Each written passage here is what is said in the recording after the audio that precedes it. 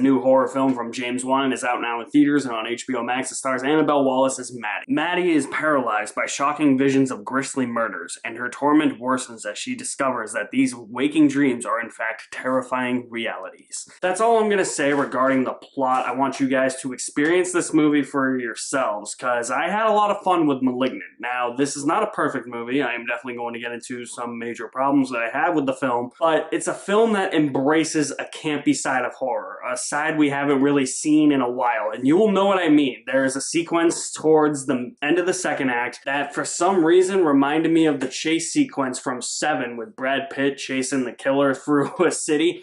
Reminded me of that for some reason, so I thought that that was a scene that really embraced the camp, and then the entire third act just goes balls to the wall insane with blood and gore and just unpredictable shit that you never saw coming, and that is a big compliment to this movie as well. It's unpredictability.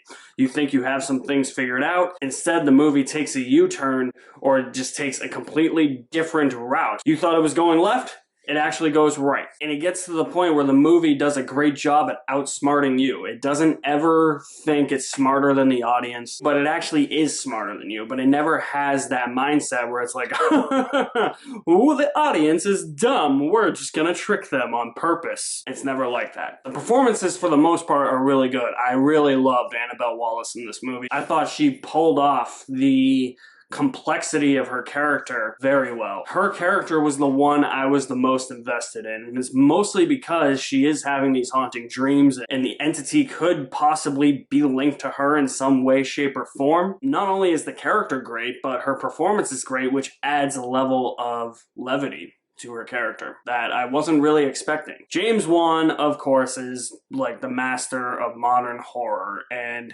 he just directs this film with ease. I don't even have to say anything about his directing now. You know his directing style. He has those long takes. There's these one-shot takes that sweep across an entire playing field of what feels like chess pieces. And he is able to just use the camera for one take, swing it from side to side to get a peripheral view of everything that is happening in that scene. He also uses a lot of overhead shots. There is a shot of somebody running through a house. It's one of the better shot sequences in the movie. It's an overhead shot overhead, but it's like up high, like from a distance, and you just see the person running through the house, and then it slowly pans down into the house until you get back into the house. It's just brilliant filmmaking. I love when directors are able to add tension to scenes like that with camera work. It's one of my favorite filmmaking techniques. As I stated from the opening though, this movie is not perfect. I did have some major problems. Mostly, other than Annabelle Wallis's character, there's a lot of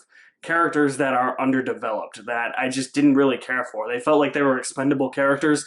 There's these cops in this film that I was just like, you know, if you get ganked, I'm not gonna care. There's other characters that are introduced that are only in the movie for a brief amount of time. I thought that they were underdeveloped. I could have used a little bit more of development there, just something. Instead of having these characters just feel like they are the first in a line of soldiers that are leading the army into the battle and they're the first to die. The movie also suffers from over-exposition. It's got a lot of heavy explaining in this movie, and for a movie like this, you need explaining, you need exposition, but there were many scenes where I was literally being told what was happening when I wanted to figure it out for myself, because the movie was just so unpredictable and it was going down so many different routes where I wanted to figure out what was happening myself. Instead, the movie ends up telling me, and it's not just the big reveal, it's other things throughout the movie where it's like, this happened in the past, this happened in the past, this is happening right now, oh, here's the explanation with the big entity, which I